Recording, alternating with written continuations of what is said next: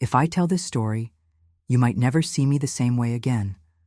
But the time has come to get this weight off my chest. You know that pain so strong it seems to enter through your pores and become part of your blood? For more than 50 years, I carried a secret that almost killed me inside. A secret about the place that should be the safest in the world. My own home. There are moments in life that mark a before and after. For me, that moment came when I was only 9 years old and discovered that sometimes the people who should care for you most are the real enemies of your life. And worst of all, I discovered that my own mother not only knew everything, but enjoyed watching my suffering. My dears, prepare your hearts because this story will shake you. It's a story of horror, but also of overcoming. It's proof that it's possible to survive the worst and still build a beautiful life. But I'll warn you from the start. If you have small children nearby, it might be better to wait for them to leave before hearing this story. Hello, my dears, from all across America. My name is Helen Marie Stewart, but you can call me Grandma Helen. That's what my 14 grandchildren call me. I'm 73 years well lived. I turned 74 last month, and I was born in a small town in rural Kentucky in 1951. A town so small it barely appeared properly on state maps, Cedar Creek, between Bowling Green and Elizabethtown. Before starting my story, I wanted to thank you, because we reached 52,000 subscribers this week. You don't know the joy it is to see our family growing like this. To thank all of you from this great nation, we're going to raffle $800 at the end of the month. To participate, just be subscribed to the channel, activate the notification bell, like the video and comment where you're watching from. It can be from Alaska, from Texas, from Maine. It can even be from Canada or overseas, where I know I have dear followers. And if you can, leave that thumbs up. It really helps the channel grow and reach more people who need to hear these stories. Because you know that here, it's not just entertainment. It's family. It's mutual support. It's a safe place where we can share our pains and our victories. It was 1960. I was only 9 years old. Our town was tiny, one of those with 3,000 residents where everyone knows each other by name, where front porches stayed occupied all day and children played in the streets until the dinner bell rang. It was a different time, my dears. A time when children respected adults without questioning, when family was sacred and nobody interfered in others' business. My father, Robert James Stewart, worked for the Louisville and Nashville Railroad. He was a station manager, an important position for the standards of the time. Punctual man, always in his crisp railroad uniform, hair slicked back with Brile cream, mustache neatly trimmed. He earned good money for our town's standards, and this gave us a certain social status. My mother, Mary Elizabeth Stewart, was a beautiful woman, blonde hair always pinned up in a perfect victory roll, floral house dresses. She sewed herself on the Singer machine that was the pride of our parlor. She had a thing about cleanliness and order. Everything in our house had to be in the right place, at the right time, the right way. She was known in town as an exemplary housewife and a God-fearing woman. From the outside, we were a respectable, church-going family.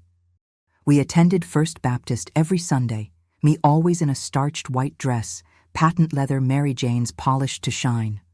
My mother fixed my hair in 2 neat braids, tied with matching ribbons. The neighbors always complimented, "What a well-behaved child, what a fine Christian family." If they only knew what happened behind those 4 walls. Our house sat on Magnolia Street. Pretty name, wasn't it? It was a small but tidy 2-story frame house, painted white with green shutters, typical of 1940s construction. It had a wraparound porch with a swing where my mother would sit shelling peas on summer evenings, and I'd play with my baby dolls on the wooden planks. The smell I remember most from our house was lemon oil on the hardwood floors, mixed with the scent of honeysuckle that grew wild along our back fence. My mother had a green thumb. Our yard was the envy of the neighborhood. Roses, azaleas, a vegetable garden that fed us through summer, and a huge oak tree that shaded the whole backyard. In the morning, I always woke to the sound of the 6:15 freight train. Our house was only 2 blocks from the tracks, and my father getting ready for work. He rose at 5 a.m. sharp, took a cold shower regardless of the weather, put on the uniform my mother pressed every night, and walked to the depot by 5:45. Breakfast in our house was a sacred ritual.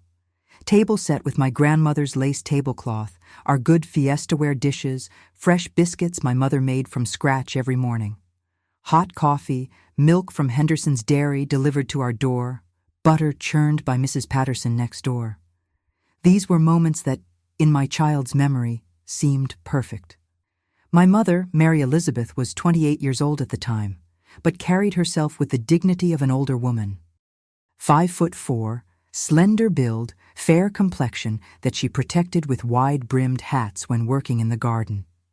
She had pale blue eyes that, when she truly smiled, which was rare, crinkled at the corners almost to disappearing. She was meticulous in everything: housekeeping, appearance, the way she raised me. A lady doesn't raise her voice, doesn't run through the house, keeps her dress clean, and minds her parents. I heard these rules daily. She firmly believed that women needed to be proper, a word I heard so often it still makes me shudder. My mother was known throughout Cedar Creek for her sewing skills. She made Sunday dresses for the town's young ladies, hemmed men's trousers, embroidered pillowcases for wedding gifts. That Singer sewing machine was the heartbeat of our living room, its rhythm through the evening hours, the soundtrack of my childhood. She dreamed of opening her own dress shop someday. My father stood 6 feet tall, impressive for that era, with the broad shoulders of a man who'd worked physical jobs his whole life, yet always impeccably groomed. He was 32, sandy brown hair always combed with a perfect part, mustache waxed to precision. He wore wire-rimmed spectacles for reading and had a commanding voice that carried authority. At the railroad depot, he oversaw train schedules, freight manifests, passenger tickets. It was vital work. The railroad connected our little town to Louisville, Nashville, and the wider world. People respected him, tipped their hats. "Morning, Mr. Stewart." "How you doing, Bobby?" He had a booming laugh that filled our house when he was in good spirits, usually after a beer or two on Saturday evenings. He loved listening to the Grand Ole Opry on WSM radio, Hank Williams, Roy Acuff, the Carter family. Sundays found him in the backyard hammock, tuned to gospel programs while smoking his pipe. Our routine ran like clockwork. Father left for the depot at 5:45 a.m. and returned precisely at 6 p.m. Mother spent her days keeping house, taking in sewing work, tending her garden, and preparing meals. I walked 6 blocks to Cedar Creek Elementary each morning and came home for lunch at noon. Meals were served promptly and formally. Noon sharp, dinner, what other folks called lunch. 6:30, supper. Mother insisted on proper table settings, cloth napkins, our wedding china, serving bowls for everything. The food was simple country fare: fried chicken, green beans from the garden, cornbread, sweet tea in mason jars. After supper, while Mother cleared the dishes, Father settled into his easy chair to read the Louisville Courier-Journal and listen to radio programs. I played quietly on the parlor rug with the corn husk dolls Mother made for me, beautiful things with yarn hair and calico dresses in miniature. 8 o'clock meant bath time and bed. Mother heated water in the big kettle on our wood-burning stove and bathed me in the galvanized tub we kept on the back porch. Then she'd dress me in a cotton nightgown and braid my hair for sleeping. I slept in a small bed in my parents' room. Common practice then for children until they were older. Weekends followed their own pattern. Saturday meant washing and housework. I helped by dusting furniture, sweeping the porch, gathering eggs from our 3 hens out back. Saturday evenings sometimes brought store-bought ice cream and radio shows. Those were my favorite times. Sunday was the Lord's Day. 9 o'clock service at First Baptist. Me in my best white dress with a little hat and gloves. After church, Sunday dinner, usually a roasted chicken with all the fixings and coconut cake for dessert. Afternoons meant visiting kinfolk or receiving company. In those days, I adored my father. He called me princess, sometimes brought me penny candy from the depot, took me to watch the trains on Saturday mornings. I felt special being the station manager's daughter. When he came home from work, I'd run to greet him, and he'd sweep me up saying, "How's Daddy's little princess today?" My relationship with Mother was more formal. She taught me to be a proper lady, needlework, cooking, housekeeping skills.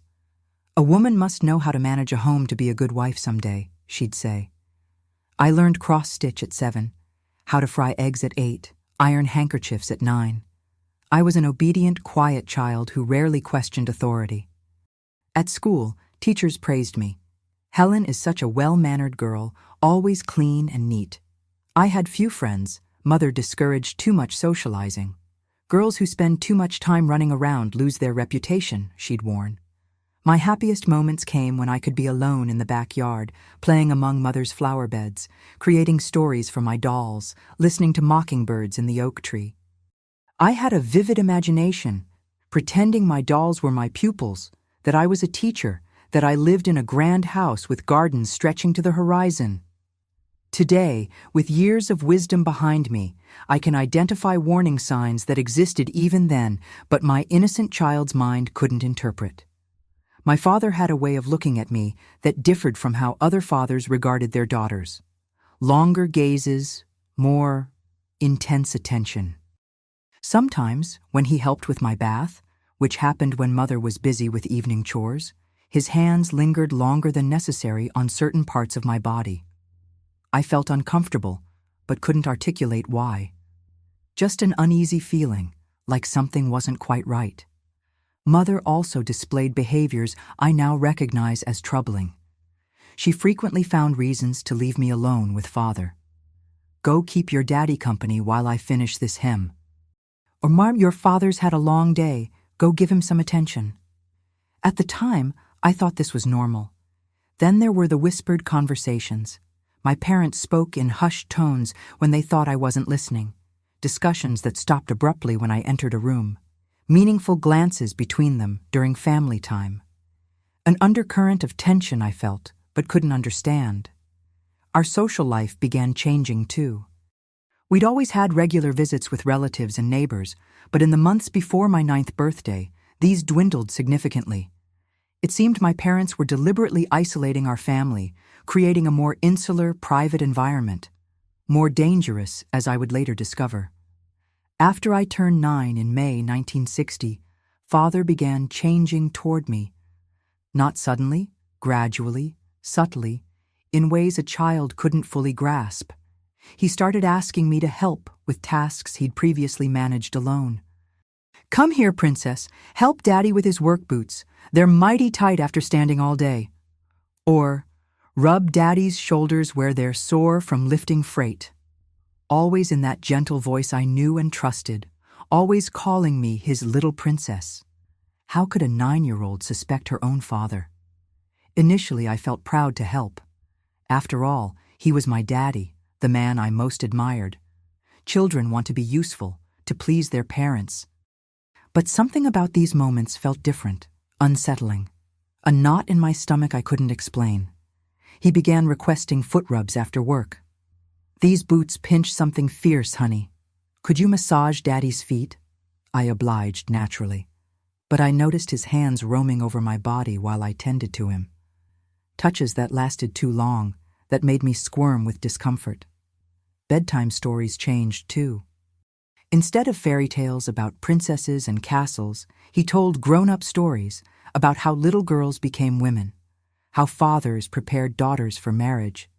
Stories that confused me and left me sleeping poorly. What strikes me most painfully now is realizing how Mother not only knew what was happening, but orchestrated every opportunity. She was always present when Father called for these favors, sometimes hovering in doorways, sometimes pretending to busy herself with mending, but always watching.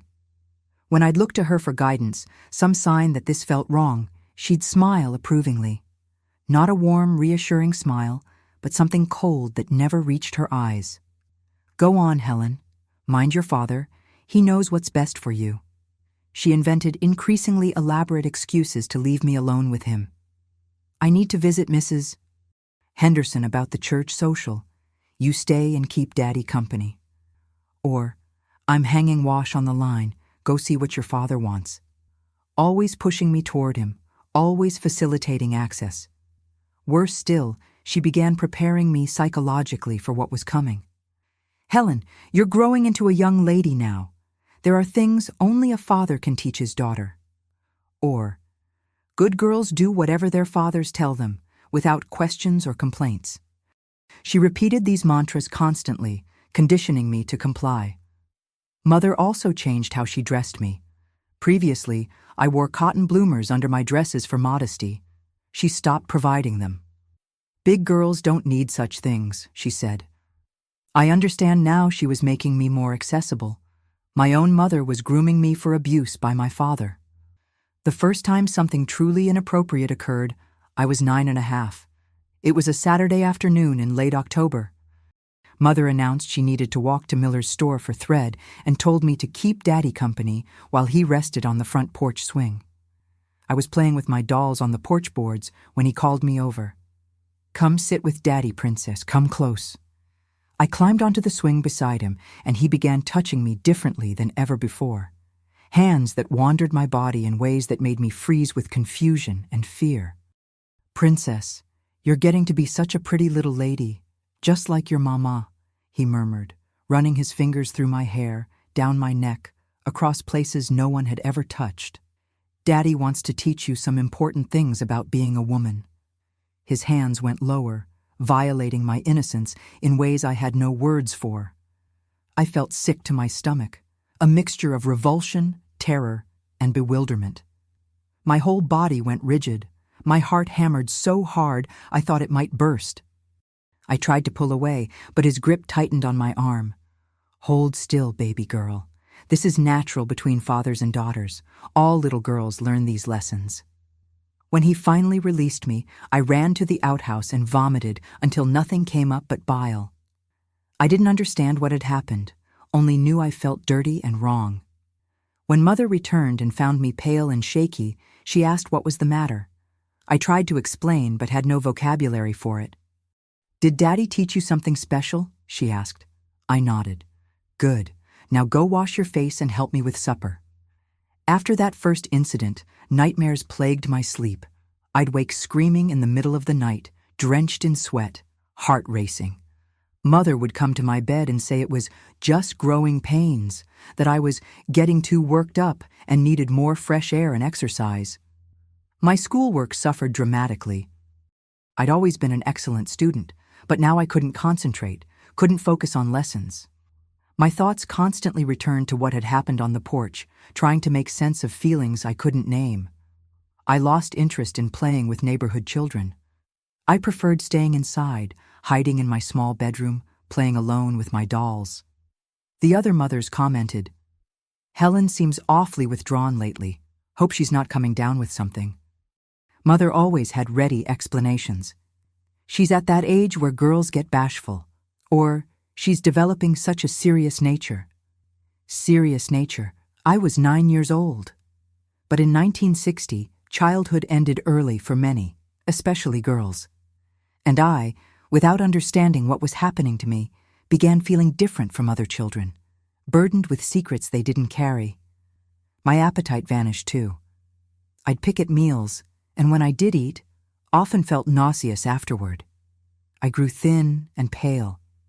Mother dismissed this as finicky eating and dramatic behavior, but I felt constantly sick, especially during family meal times when Father would catch my eye and smile in ways that made my skin crawl.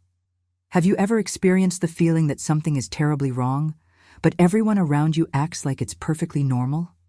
That was my daily reality in that house.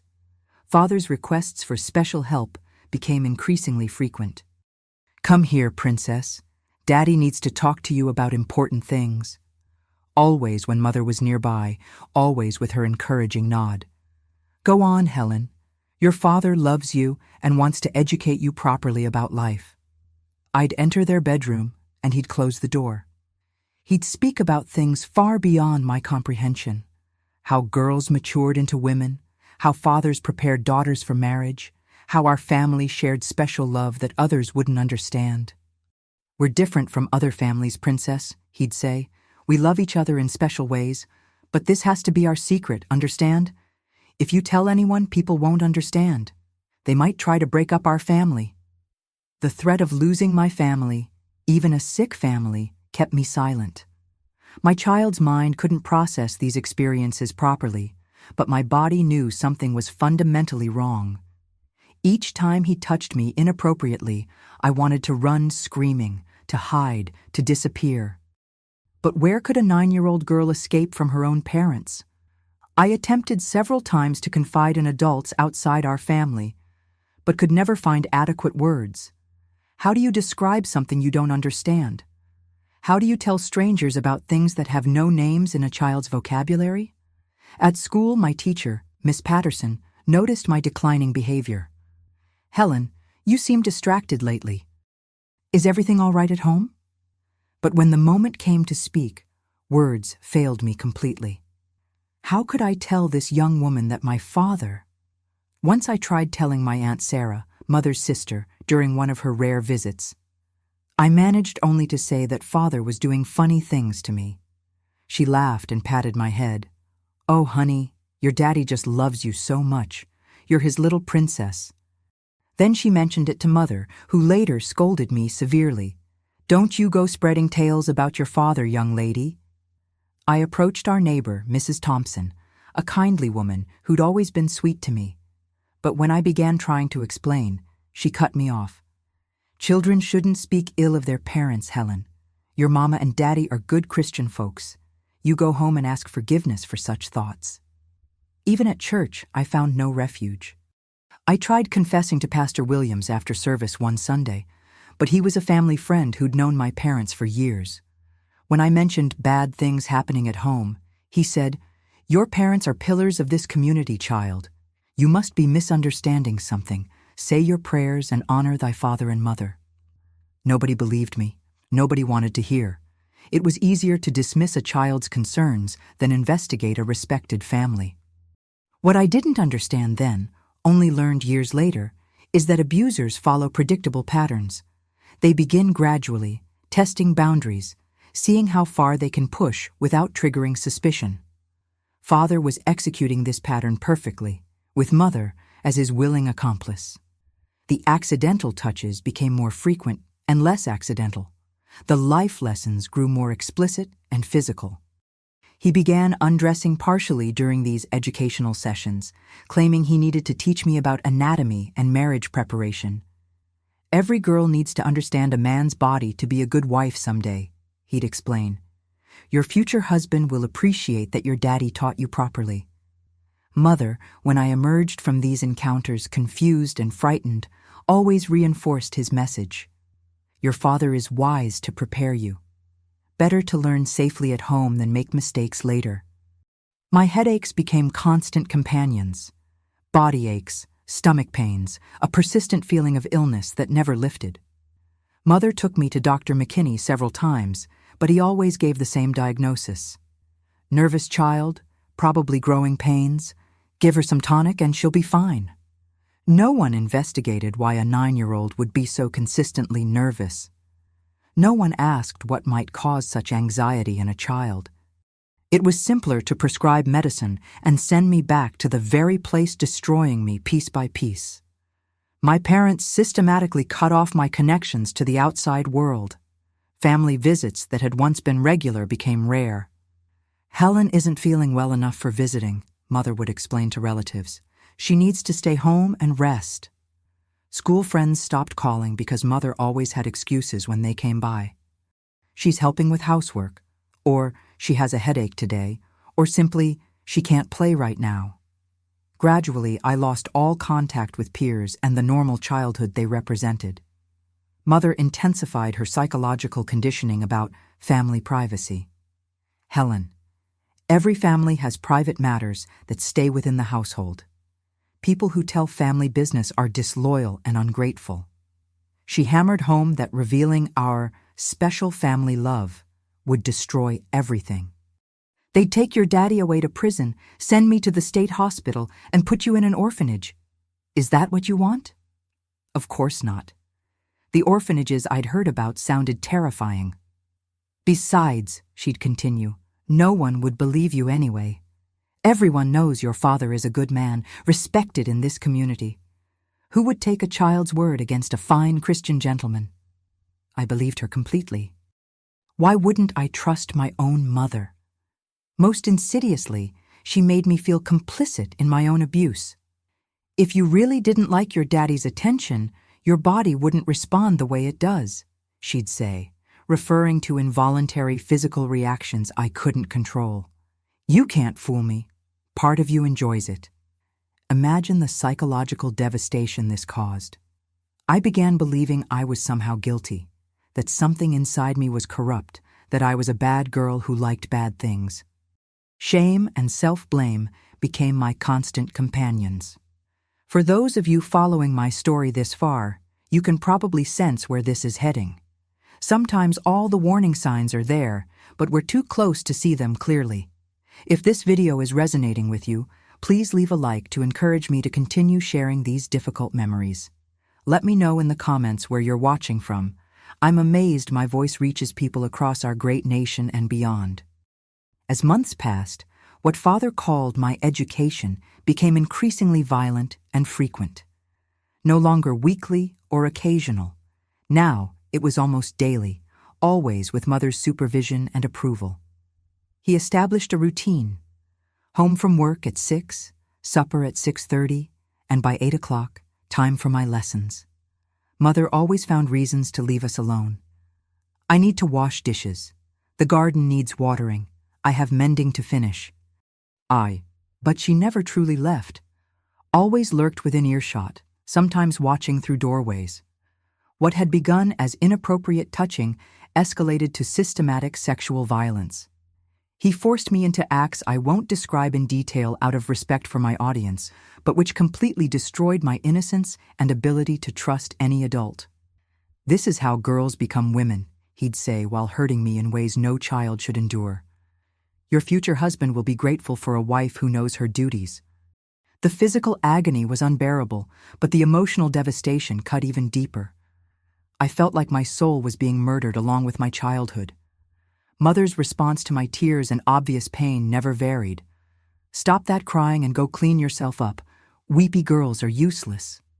Not once, not ever, did she show concern for my suffering or question what was being done to her own daughter. Over time, I realized Mother wasn't merely a passive witness or reluctant participant. She was the architect of my torment, the mastermind orchestrating every detail of my destruction. One afternoon I'll never forget, I overheard her coaching Father in the kitchen while I sat on the back steps. "You're being too gentle with her," Mother said.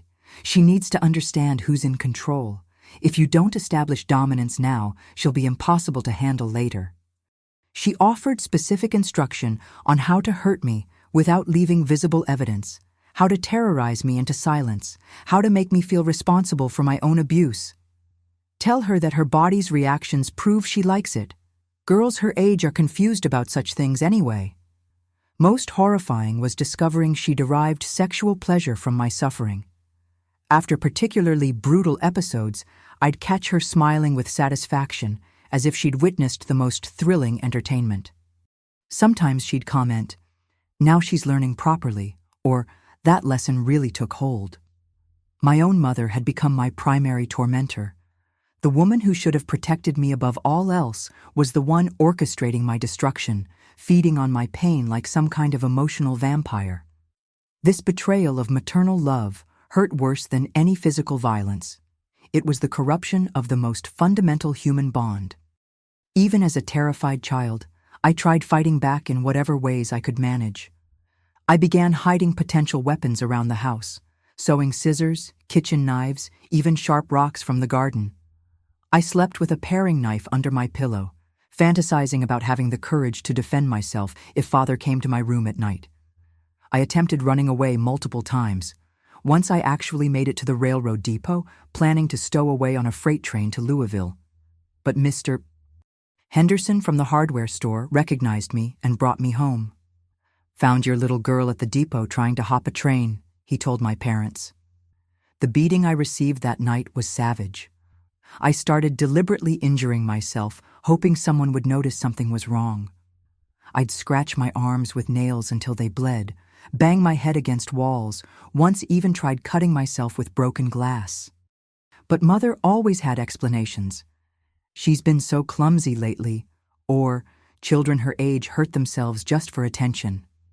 I also began keeping a secret diary hidden in the space between my mattress and bed frame. I wrote in code, using made-up names, creating fictional scenarios that were actually detailed accounts of my abuse. I hoped someone would eventually find it and understand my desperate plea for help.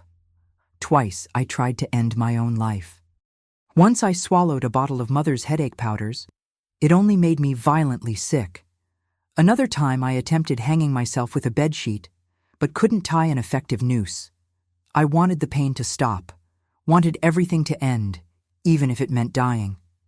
Even now, reliving these memories is almost unbearable. Sometimes I wonder how I survived it all. For those of you still with me, what do you think I should have done? Please share your thoughts in the comments. And if this story is touching your heart, leave a heart emoji below. It was a Friday evening in October 1963. I remember every detail as if it happened yesterday. Sometimes I still wake at night reliving those hours of absolute terror. I'd recently turned 12, and my body was developing earlier than most girls my age. Mother had been unusually agitated all week, cleaning obsessively, rearranging furniture, preparing special meals. It felt like she was planning for important company, though we'd had no visitors in months due to their deliberate isolation of our family. That morning, she bathed me with unusual care, dressed me in a new pink dress with white lace trim that she'd sewn specially for the occasion. She fixed my hair in an elaborate style, with ribbons and curls. "You look like a little lady tonight," she said. But her smile held something sinister. Father came home early from the depot, around 5 o'clock, carrying a bottle of whiskey, highly unusual since he rarely drank. During supper, served on our finest china with lit candles, my parents exchanged coded glances and whispered comments that filled me with growing dread. What happened that night was so brutal and traumatic that my mind simply disconnected from my body to survive. The pain was indescribable, not just physical agony, but the sensation of my very soul being torn apart. I won't detail the specifics out of respect for my listeners, but it was complete, systematic sexual violence lasting hours. Father was determined to make me a woman, as he put it, while Mother supervised, directed, and watched with obvious pleasure. At some point, the pain became so overwhelming that my body shut down completely. Everything went black.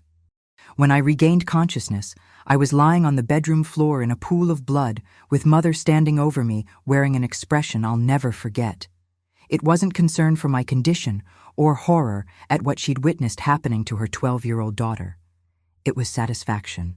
Pure, undisguised gratification, as if she'd just watched the most entertaining performance of her life. "Get up and clean yourself," were Mother's first words as I struggled to consciousness on that bloody floor.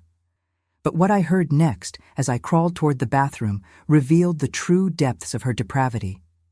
"Now she's a real woman," she told Father with satisfaction. "Now she knows her place and won't cause us any more trouble." Then came words that freeze my blood even today. That was even better than when my own daddy broke me in. She fought harder, made it more exciting. At that moment, despite being only 12 and in complete shock, I understood that my mother wasn't just an accomplice to my abuse. She was a predator herself, using my suffering as her own twisted form of sexual entertainment. Sitting on that cold bathroom floor in the early hours of morning, I made the most crucial decision of my life. I could not and would not continue living this way. Either I'd find a way out of that house, or I would die trying. "They'll pay for this someday," I promised myself. I didn't know how or when, but I knew justice would come eventually. More importantly, I knew I wasn't going to die in that house of horrors. I would escape, build a real life far from them, and prove that evil doesn't always triumph. That night, my childhood died forever. In its place was born a 12-year-old warrior, planning her escape from hell.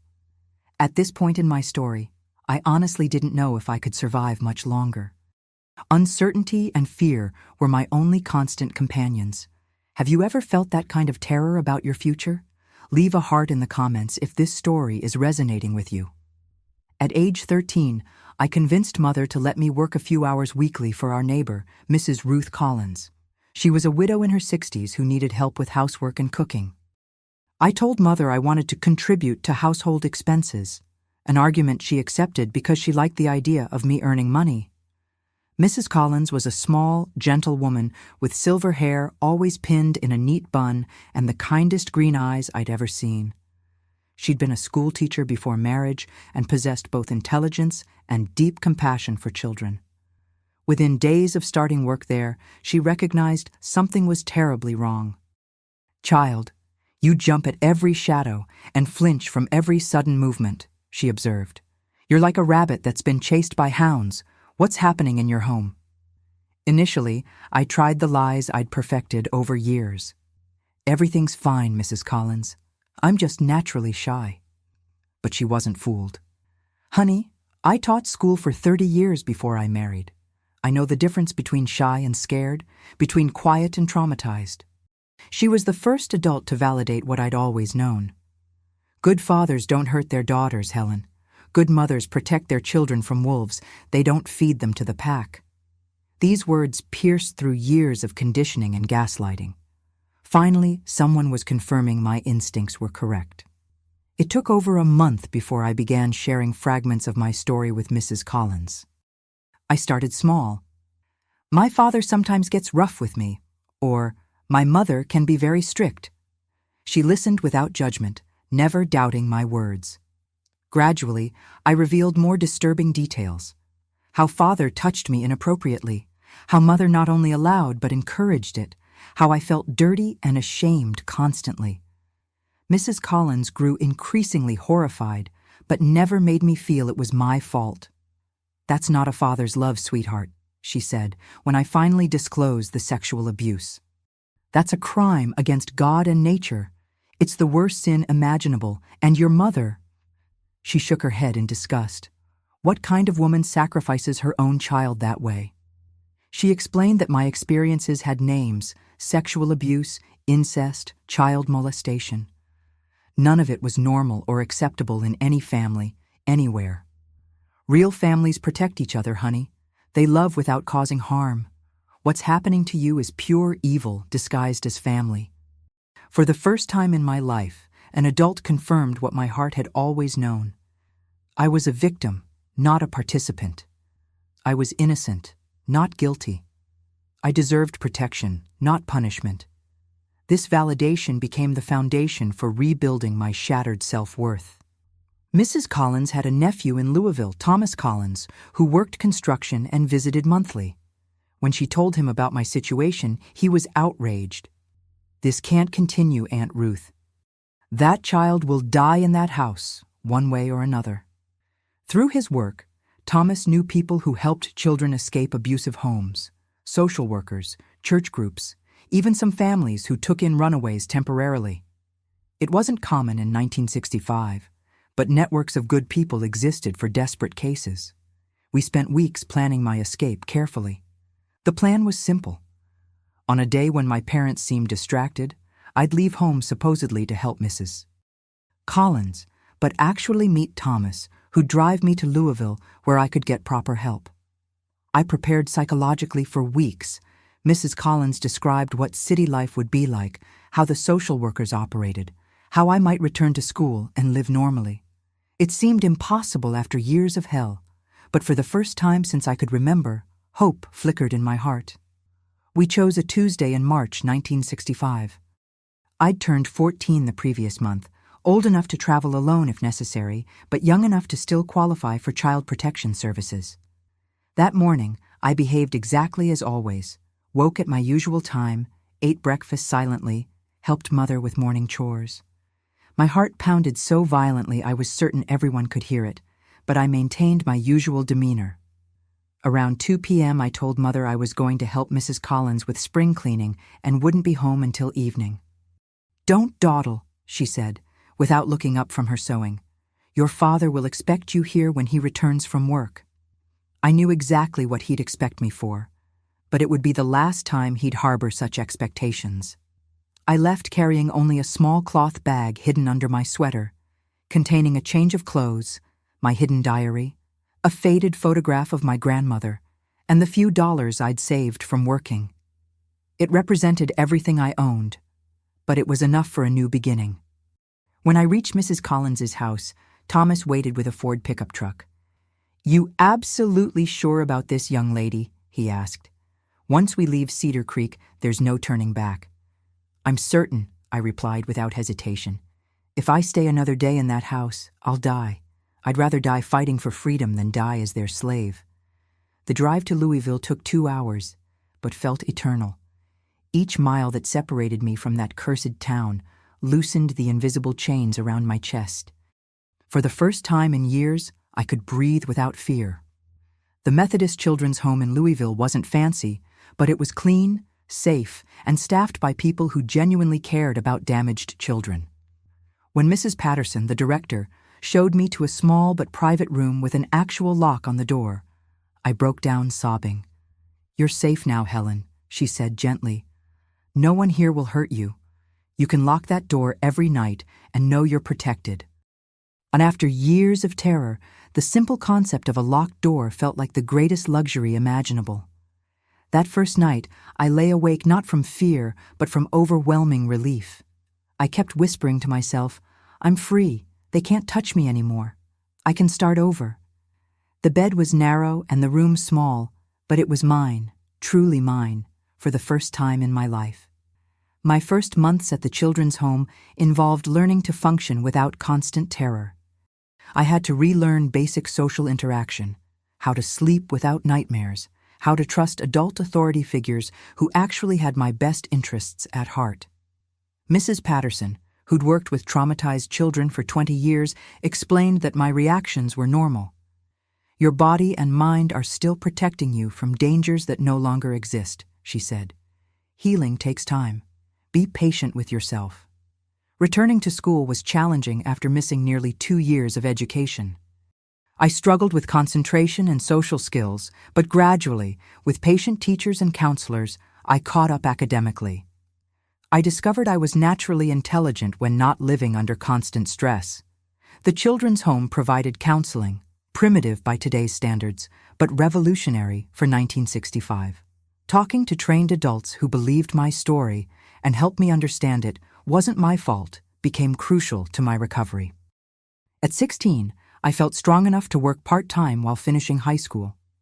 I found employment at a downtown department store, earning my first honest wages. The independence was intoxicating, knowing I'd never again depend on anyone for survival. With my first paycheck, I bought small gifts for Mrs. Patterson and the other staff who'd saved my life. It was my way of expressing gratitude that words couldn't capture. At 19, while working full-time as a secretary, I met James William Parker. He was 22, a recently discharged Army veteran working as a mechanic. Quiet, respectful, patient, everything my father wasn't. Initially, I couldn't tolerate any physical contact. Masculine voices, unexpected touches, even innocent gestures triggered panic attacks. James was extraordinarily understanding. "I'll wait however long it takes," he promised. "I want to know your heart and mind, not just hold your hand." When I finally trusted him enough to share my history, carefully edited to protect his sensibilities, he held me while I cried and swore no one would ever hurt me again. "The past is behind you," he said. "We'll build something beautiful together, at your pace, when you're ready." With James, I slowly learned what healthy intimacy meant: respect, patience, genuine care for my well-being. He taught me that my body belonged to me, that I had the right to say no, that real love waits and honors boundaries. We married in June 1970 at a small Methodist church in Louisville. Mrs. Patterson walked me down the aisle. She was the closest thing to family I had. The ceremony was simple, but filled with people who'd helped me heal and rebuild. I deliberately invited no one from Cedar Creek. That life had ended the day I escaped. James understood and supported my decision completely. Family is made of people who love and protect you, he said. Blood relation doesn't guarantee anything. Our honeymoon was a weekend at a modest hotel in Mammoth Cave. There, finally, I experienced physical intimacy based on love rather than power and violence. I wept afterward, not from pain, but from healing, from the miracle of being touched with tenderness instead of brutality. Our first child, James Jr., was born in April 1971. Holding my baby son, I felt protective love I'd never known existed. I made a solemn vow, no one will ever hurt you the way I was hurt. Mama will keep you safe always. We had 3 more children, Sarah in 1973, Michael in 1975, and Rebecca in 1978. With each birth, my commitment to breaking the cycle of abuse grew stronger. I raised my children with age-appropriate education about body safety, consent, and the difference between appropriate and inappropriate touch. I wanted them armed with knowledge I'd lacked as a child. In 1982, I received word that my father had died of a stroke. My cousin Jenny called from Cedar Creek with the news. "Your mother's asking for you," she said. "She's in poor health and says she needs to see you before she passes." I spent days deciding whether to return. James encouraged me. "Maybe you need to look her in the eye one final time. Close that chapter completely." I decided to go, but James insisted on accompanying me. The drive back to Cedar Creek was emotionally devastating. Every familiar landmark triggered buried memories. When I knocked on the door of my childhood home, Mother appeared, now a frail 70-year-old woman, bent with arthritis and years of hard living. She attempted her old manipulation. "Helen, my baby girl, I knew you'd come back to your poor old mother." I looked directly into her eyes and said what I'd rehearsed for 17 years. "I didn't come to forgive you. I came to tell you that you can die knowing you destroyed my childhood but failed to destroy my life. I built a real family based on genuine love and protection. My children will grow up knowing what it means to be truly loved, not violated and terrorized. You lost. The evil you planted in me didn't take root. And just so you know," I continued, "I remember everything. Every time you watched and smiled. Every time you coached him on how to hurt me more effectively. Every time you fed on my suffering like some kind of emotional vampire. You'll answer to God for that, but you won't answer to me." I left that house and never returned. Mother died 6 months later. I didn't attend her funeral. When Jenny called with the news, I felt only relief, as if a dark chapter had finally closed forever. Dear friends who've stayed with me through this painful journey, can you imagine the liberation of discovering I could create my own life, make my own choices, determine my own destiny? After years of being treated as property, realizing I was a complete human being was revolutionary. Today, at 73, I look back on a journey marked by terrible suffering, but also incredible triumph. The most important lesson I learned is that family isn't defined by blood relationships, but by who loves and protects you unconditionally. Mrs. Collins, Thomas, Mrs. Patterson, and the staff at the children's home were more family to me than my biological parents ever were. Family consists of people who choose to love you, not those obligated by genetics. I learned that genuine love protects rather than harms, builds rather than destroys, liberates rather than imprisons. Everything my parents did represented the opposite of love. It was possession, control, and sadism disguised as parental authority. I discovered it's possible to survive the worst imaginable circumstances and still build a beautiful, meaningful life. My 4 children grew up in a home filled with security, respect, and authentic love. Today, I have 14 grandchildren and 3 great-grandchildren who know they can trust me completely. Evil didn't prevail. The cycle of violence ended with me. That represents the greatest victory anyone can achieve. If anyone watching this is currently experiencing similar abuse, please know these essential truths. First, it is absolutely not your fault. It never was and never will be.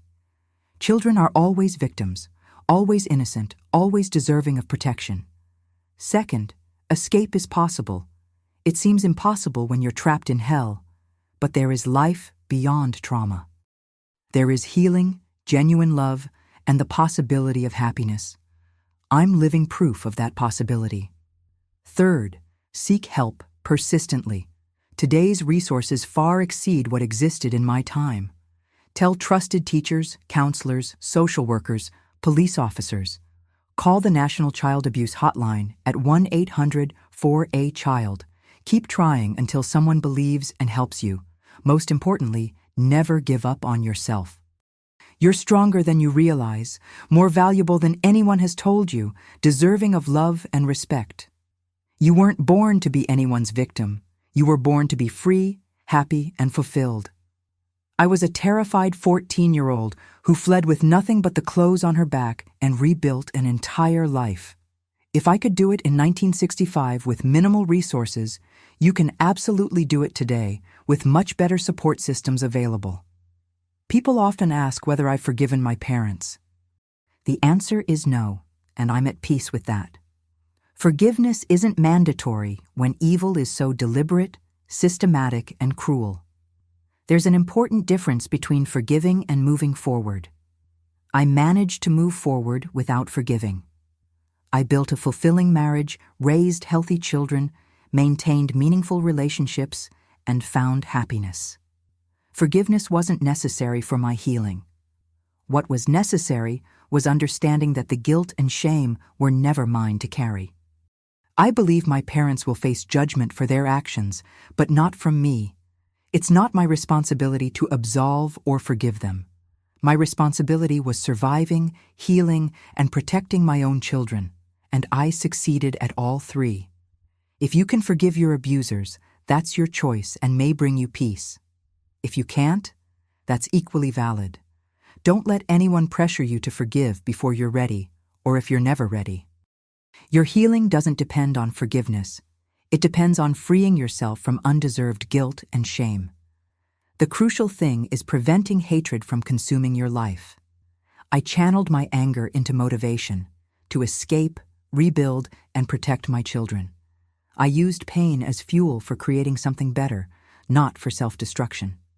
What saddens me deeply is how society in my era, and sometimes still today, preferred ignoring child abuse rather than confronting it. It was easier to label me a difficult child than investigate what was really happening in my home. How many children could have been saved if adults had asked better questions? If doctors had been trained to recognize abuse? If teachers had investigated warning signs? If neighbors had been willing to get involved? Today, we have more protective mechanisms, better understanding of childhood trauma, and more trained professionals, but it's still insufficient. Children continue suffering in silence behind closed doors, while families maintain respectable facades. That's why discussing these topics is crucial, despite the discomfort. Every story shared might save a child, open someone's eyes, or give another person courage to seek help or report abuse. We can no longer accept that what happens in families stays in families, or that parents know best. Children aren't property. They're society's collective responsibility to protect. I'm a woman of deep faith who believes God allowed my suffering so I could help others today. My pain gained purpose when I began using my experience to offer hope to those still trapped in abusive situations. Over the decades, many women have sought me out to share their own abuse stories. Some found courage to leave violent relationships after our conversations. Others gained strength to report abuse happening to their children or grandchildren. That's why I'm sharing my story on this platform.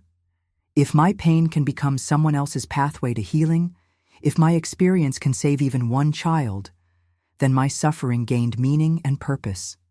I'm grateful daily for people like Mrs. Collins, Thomas, and Mrs. Patterson, who showed me that good people exist, that genuine love is real, that starting over is possible no matter how broken you are. I'm thankful for my husband James, who taught me what healthy love looks like. For my children, who gave my life meaning and taught me how to be a real mother. For my grandchildren, who fill my days with joy and show me the future can be brighter. my dear friends who've journeyed with me through this painful but necessary story. Thank you for your courage in listening. I know it wasn't easy to hear. Imagine how difficult it was to live and then to share. I want you to understand that behind every troubled child, every angry teenager, every damaged adult, there may be a hidden trauma story. Be gentle with each other. Watch for warning signs. Don't be afraid to intervene when something seems wrong. Above all, never lose hope. No matter how dark your current circumstances, there's always a way forward. There's always the possibility of starting over. There's always love waiting on the other side of pain. I was a broken girl, sold into abuse by her own parents. Today, I'm a fulfilled woman, devoted grandmother, beloved wife, and proud mother. If I could overcome such circumstances, anyone can. The strength exists within you. You just need to discover and use it. Evil may seem powerful, but goodness ultimately triumphs. Love conquers hatred. Life overcomes death. Don't surrender your dreams or your right to happiness. Dear ones who stayed with me until the end of this difficult journey, thank you from my heart. I know this wasn't easy to witness, but some stories must be told because they can save lives. Your presence here is part of my healing. Every like, every supportive comment, every message of encouragement shows me my pain wasn't meaningless, that I've transformed trauma into purpose, suffering into hope. If this story touched you in any way, please like and subscribe to this channel. It demonstrates that there's space in our world for discussing difficult but vital topics. In the comments, tell me where you're watching from. Did this story spark any reflections? Do you know someone who might benefit from hearing this message of hope? Please share with anyone who needs to hear it. Most importantly, if you or someone you know is experiencing abuse, don't hesitate to seek help. Today's resources far exceed what existed in my time. The National Child Abuse Hotline, 1-800-4A-CHILD, local social services, school counselors, law enforcement, trained people are waiting to help. Join our private Facebook group. The link is in the description. We share daily stories from other survivors who, like me, overcame family trauma and rebuilt their lives. You'll find support, understanding, and a community of people who know what surviving the impossible means.